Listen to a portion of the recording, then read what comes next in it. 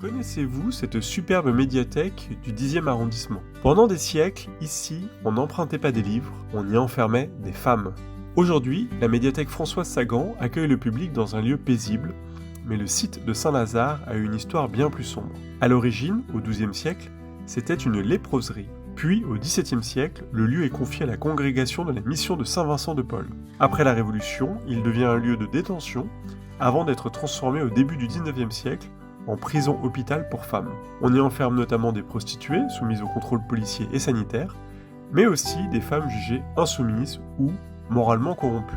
Parmi les détenus ou prisonniers célèbres passés par Saint-Lazare, André Chénier, le marquis de Sade, Louise Michel ou encore Mata Hari. La prison ferme à la fin des années 20, puis les bâtiments restants deviennent un hôpital avant la fermeture définitive du site en 1998. Réhabilité, le lieu renaît en 2015 sous la forme de la médiathèque Françoise Sagan, un espace de culture installé dans les murs d'un ancien lieu d'enfermement.